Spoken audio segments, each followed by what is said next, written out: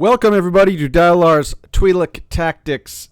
In this video for Marvel Future Revolution, we're going to dive into the fodder problem. It's probably the biggest complaint I've seen in all the MFR videos going back since I started playing back at the beginning of January. The issue being we do not have enough fodder to build up our characters, or the fodder comes in at such an abysmally slow rate that it's disheartening. It causes people to feel like they don't make any progression on a character. It's like they're constantly grinding their wheels, right? So everyone says fodder, fodder, fodder, fodder, fodder. Well, I was kind of asked, well, can you elaborate on that? Like, yes, we all know it's coming in slow, but explain more. Well, I took it upon myself to gather the data to explain the fodder problem to you in regards to gear and cards specifically. I'm not looking at cores. I'll look at that further down the road in a further video, but in this video we're going to deep dive into the fodder problem for cards and gear. So we're going to go right over to the spreadsheet. Straight over to the spreadsheet. Sorry that it's nice and bright. You know, turn down the brightness of your phone or your computer monitor. Right here, I want to call your attention to this little table right here. So this shows you the amount of fodder, specifically 1-star fodder, that it's going to take you to get the quality type of card or gear. So a 1-star piece of gear or card takes 1-star fodder, just a single one. If you want a green piece, a 2-star card, or a 2-star piece of gear, it's going to cost you 6 1-star fodder. And then the same, as you see, 3-star, 36, 4-star, 216. You see this is getting exponentially larger. If you want a gold piece of gear or a card, it's going to take you 1,296 1-star value of fodder. And if you want a 6-star card, if you want a 6-star piece of gear, it's going to cost you, you're going to have to gather 7,776 pieces of 1-star equivalent fodder. Now keep in mind, if you get a whole bunch of purples or a whole bunch of blues, it's going to cut down the time it takes you to farm up to 6-star. All right, let's zoom out a little bit. So I want to talk to you guys about cards specifically. Let's make this bigger so you can see it. Okay, we're going to stick with this. So I had my guild members and my alliance mates gathering data from me over the course of the last 3 weeks. And this, specifically this table to the left, as you see where my mouse is highlighting on. Let's make it, maybe see if if I can get it a little bit bigger. Let's go 175. All right, here we go. Okay. So as you see, and guys, keep in mind that this data is an estimation based on what I've seen in-game. There's always an RNG factor that could either slow down your progress or speed up your progress. Okay? So if you were farming primes, which is where you get your card fodder from, your mini-bosses, you get 7 mini-bosses in the world, 7 mini-bosses in Dark Zone per day to get cards from. And then you get 2 primes a day in the open world. If I skip right down to the bottom, so this is like not including primes. This is like basically daily cards that you can get in game. Now, there's an asterisk here. So normally in between Dark Zone and the world, on average, I got about 19. This was a 19 before, 19 gray cards, so 1-star cards, and 4 green, because sometimes you get 2 cards per mini. And sometimes there's a green in there. On average, it was about 4. You know, that's also going to need to be dependent on where you're killing minis. If you're spending your whole time in New Stark City, you're probably not going to see any greens. But then I added 6 on here because on Sunday, if you do the daily challenges, you get a blue card. That is worth 36 fodder. And then you get, so that's 4 blue cards per month. And then you get 1 draw ticket from the daily, or the monthly, login calendar. Show you right here. Monthly login, you get there's the card right there. You get one card. You get one of each, and then down here is the dimension box tickets. Okay, keep that in mind. Go back to the chart. So you get an equivalent of, you get 4 blue cards and then 1 draw ticket, which is more than not. It is always pretty much, I'd say it's, let's say 85-90% chance you're going to get a blue card if you pull that 1 ticket. So that equals 180 1-star fodder worth. So that's 5-star, say, so 5 blue cards, which is the equivalent in the month, right? Because every Sunday and then 1 in the month. It's equivalent to 180 1-star fodder. Divide that by 30, it equals 6. So from 19 I added, so divided by 30, which gives you how many per day on average. It gives you 6 extra 1-star fodder per day. So how this chart is calculated is if we look right up here at New Scarcity, right, or Hydra, Kingpin, or Red Skull, those primes are going to drop 10 cards if you get first in the damage meter on every prime. I didn't see any greens, but more often than not, it's most likely you're going to get, we did get greens. Never ever saw blue though.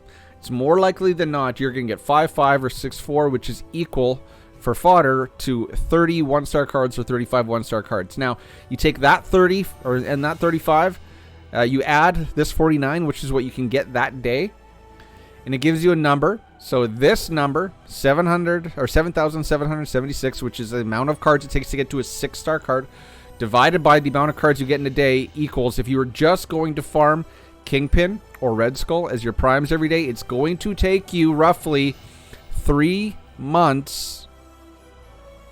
3 months. And that is also a little less because, remember, in 3 months you're going to be getting 15 draw tickets. But roughly, just for numbers' sake, so you guys get an idea, it's going to take you roughly 3 months to get a 6-star card without dropping money and spending crystals on more 10-star cards, or 10 pulls. Now, if we look at Xandareth, right? So Xandareth, I would say, yes, I did get lucky on some of these. Like, this one dropped a blue. The Nebula dropped a blue here.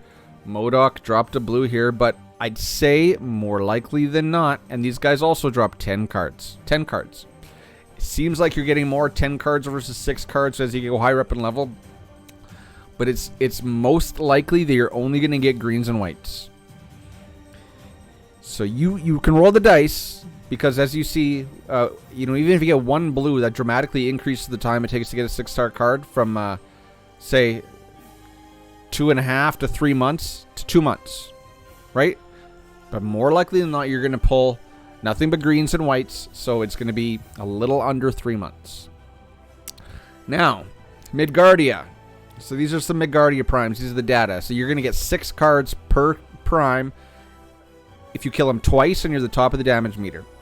Now, Crossbones, I don't know if Crossbone RNG is just God tier, but people were getting 2 blue cards every time I saw the data. Uluk, again, 2 cards, but then if you look, so there's a chance, look at here, Uluk dropped me 6 green cards, which gives me 36 card fodder, which means if I farm Uluk and he only ever drops 6 green, it's going to take me 3 months to get a 6-star card. Of course, these are really nice. If you can drop 2 blues every time, it's going to cut it down to under 2 months. And then here, like, Uluk dropped 5 green, 1 blue, and then he dropped no blues. Malekith dropped no blues, but then him and Loki went God tier and gave me 4 blues and 5 blues, which is awesome. So you can kind of say, hey, maybe you should just go farm Loki and Malekith. But if you look further on here, Loki dropped 6 greens, which is 3 months. But then he dropped 3 blues, which is a month and a half. If he dropped this amount of blues every single time. So it's obviously not going to be a month and a half. Fenris, 5 and 1. As you see, a little over 2 months. But then he dropped 4 blues. Sped up that time a little bit. Laufey, So Laufey, he went God tier one time, 5 blues and 1 green. That is incredible RNG. And then one time he went 1 blue, 5 green, and 3 blue, 3 green, right? So, you know, depending on your power level, maybe you want to farm Laufey. Maybe you want, but I think there is a chance that you can get 0 blues.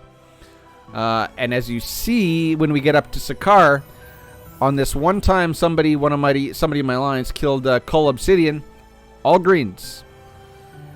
So the chance to pull all greens from Sakar primes still exists, but I'm just gonna go out and put the assumption out there that those chances of you pulling all greens is much less than if you were to farm Midgardia primes. As you see, there's much more no blues for Midgardia versus 1 no blue for Cull Obsidian. Again, keep in mind, guys, this, you know, if I really wanted to do this, I could collect 10 prime, or, you know, 20 prime kills data, aggregate it all, and then get a good average. But I don't want to spend that much time gathering all that data to make it just a little bit better, when I think we could kind of gain, make some generalizations based on just this data alone.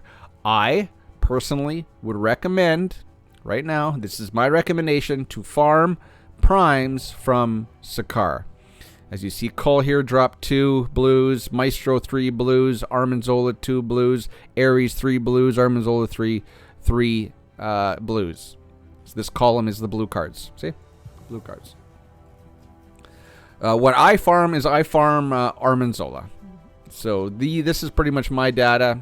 He's never given me any all greens, or he's never given me any grays. As you see, also 0 grays or whites. But then also in Midgardia, I've saw 0 whites. It's always going to be all greens and then sporadic blues. Again, it's only in Xandareth, Hydra, and New Stark City that you're going to get white fodder from prime kills if you are the first. Get the point? So if you can get them dropping 3 blues every time, it's a month and a half of farming card fodder, free to play, right? Free to play, to get a card from 1 star to 6 star. And then Dark Domain, didn't see any all green cards dropping from the loot boxes. And I would say that the RNG is probably a little bit higher in Dark Domain, but I don't really have the data to back that up. So if you have the power to farm strictly Dark Domain primes, go ahead. You're probably going to get overall better card fodder. But if you don't have the power, farm... Take your ball away. Go away. Farm Sakar bosses. So this is cards, right? So on average, I'd say let's just go with a green. On average, this can take you roughly 2 months of free-to-play to get a card from 1 star to 6 star. Now let's look at gear. And this is where I was kind of shocked. So the card data was broken up by days. Now, because of the nature of gear farming, I had to kind of break it up into weeks, because Training Grounds, you get a weekly cap. As you see here, Training Grounds, 4.17 hours. Why is it 0.17 hours? Because if you log in and play the game for an hour every day, you get 1 Training Ground ticket per day, which is 7 tickets, which is an extra 1.17 hours of Training Grounds. Now, there's a little bit of explanation to here. This is nuanced. Training Grounds.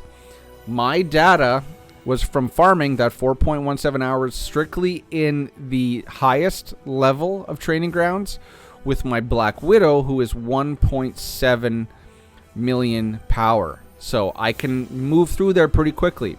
So your numbers are going to be a little lower for what you get for card fodder from running Training Grounds. If you're just running the Wolves, it might be less. If you have a 1 million power character, you're probably going to kill less characters or kill less bosses or villains. You're going to get less drops.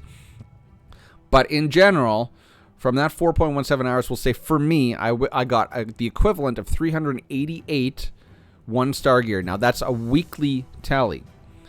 So now if we look at most wanted gear reward box. So the most wanteds, if you do the most wanteds every day or get all 3, always select the the 5 boxes of 1 to 3 star gear. Now, I have seen some green gear drop from those reward boxes.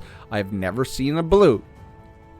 In general, you're going to get 5 1-star pieces of gear. So as you see here, 5 whites, which is going to give you 35 1-star fodder per week.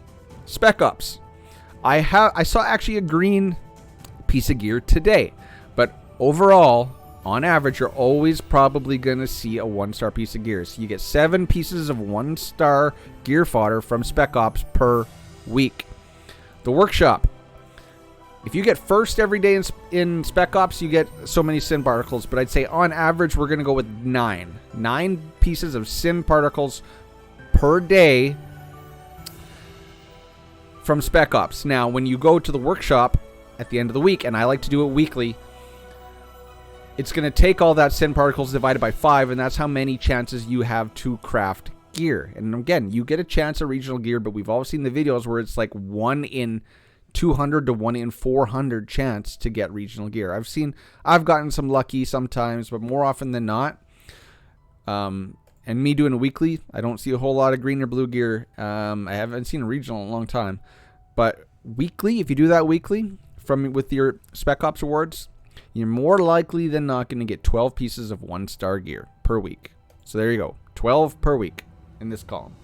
And then your daily login. Daily login, you get an alpha box, and in the alpha box you have a chance to get a gear box, a card box, or I think it's a dimension box ticket. I can't remember. So there's a 1 in 3 chance. So we'll say over the week you might get 2 gear box rewards. So on average per week, we're just gonna say you're gonna get 2 1-star gear fodder. Now that was all per week. So this is a month from monthly login, right? Which you see it's a different color because I got to caveat this for you guys. Monthly login, you're going to get 1 draw ticket, which we saw when I showed you when we got 1 card draw ticket per month. But you do get more easy access to gear draw tickets, and that is from friendship tickets. It is you guys should be looking to keep your friends list, all 50 of them, active, and have people that are only daily players, because you're going to rack up friendship points. As you see, I have an abundance of friendship points, but the only things I really buy is the costume draw ticket and this 1 to 3 star costume box ticket, which is probably going to give you 1 piece of gear. But you are going to get a costume draw ticket, which is more likely than not going to be a blue pieces of gear, and you're going to be able to get 4 of these, 1 per week, so you get 4 per month of these costume draw tickets. Save your points. Spend your points on that. So this monthly login, as you see, you get 1 draw ticket from just the monthly login rewards, and then you get 4 draw tickets from friendship points, 1 per week. So you get 5 tickets. If you were to spend all those 5 tickets, you would get 5 blue, more likely than not, 5 blue pieces of gear, which is good. And then from the monthly login as well, you're going to get 1 gold, 1 5-star regional selector. Let's just show you guys that. Monthly login rewards. You can't see it because my head's in the way. Just move my head. Right there. Yeah, on the last day, 28 days, you're going to get 1 5-star piece, which is worth 1,296 1-star card fodder. Now, keep in mind also, in the month, you're going to get 1,000 crystals. The reason why I said the crystals is because I want to talk about that at the very end. So going back to my little chart here, this is a monthly, which is why it's different colors. So this, even though it's worth 1,296, I'm trying to break it out by week to keep my numbers the same so I can do some division.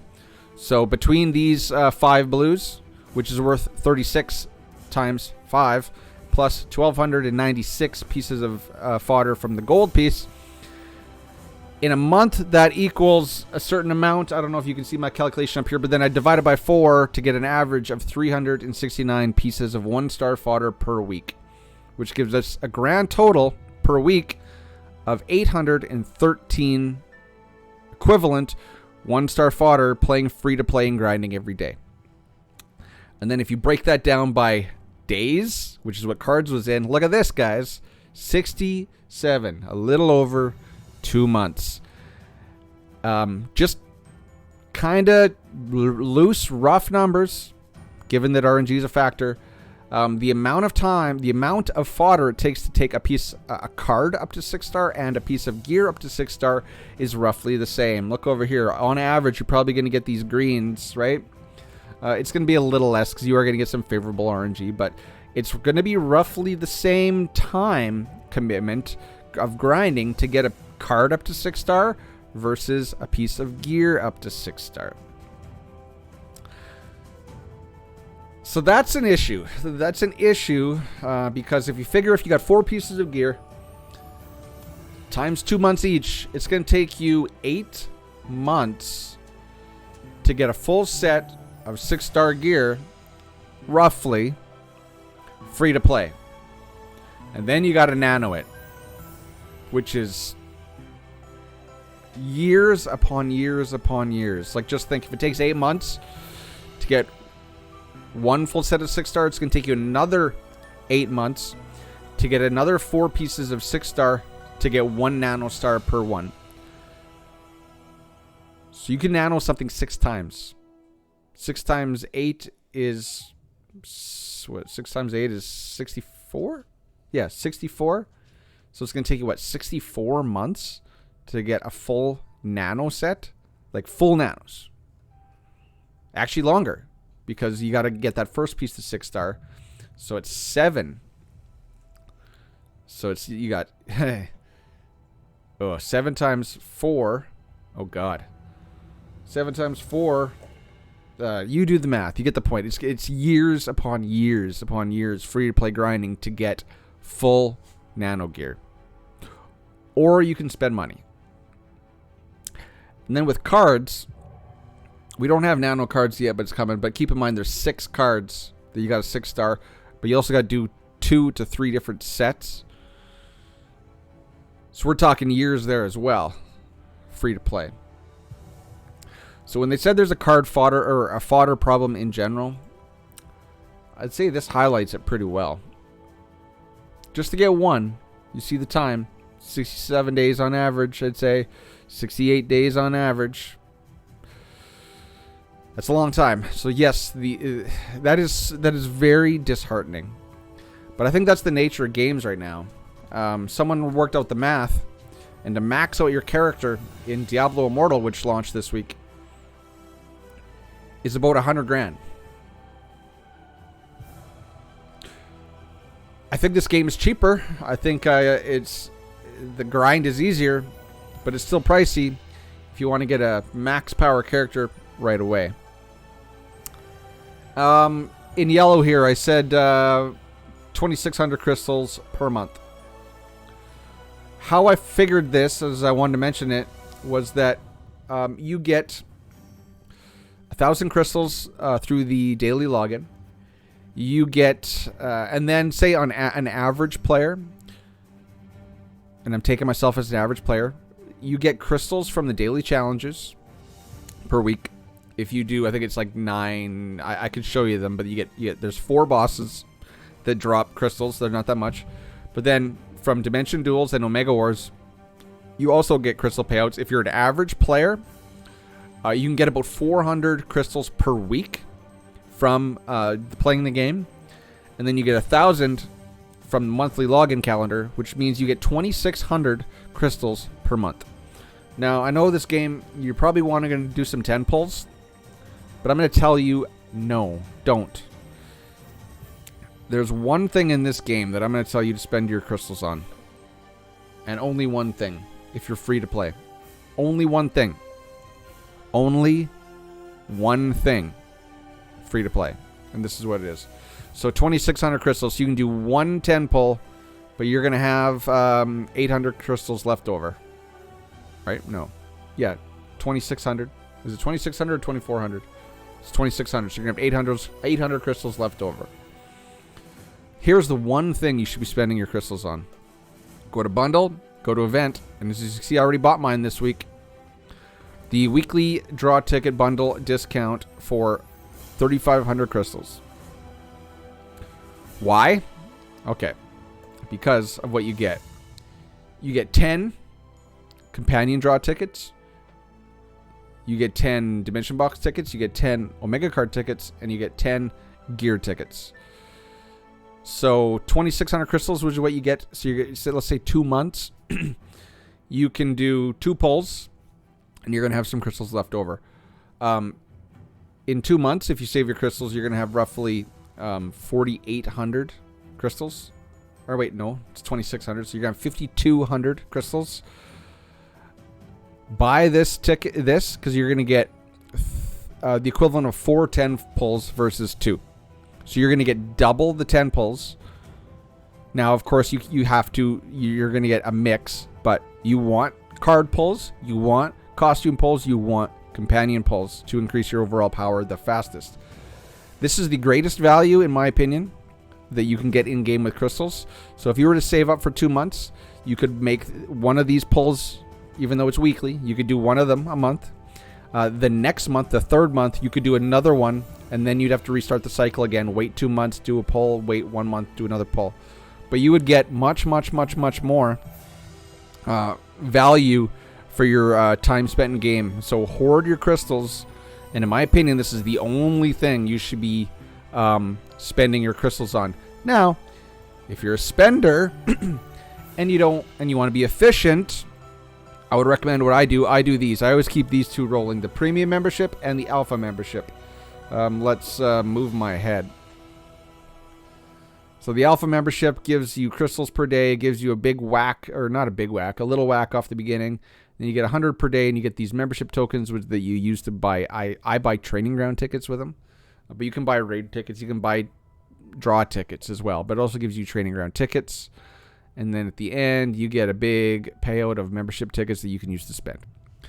I redo this every month. It's what? I think it's $13.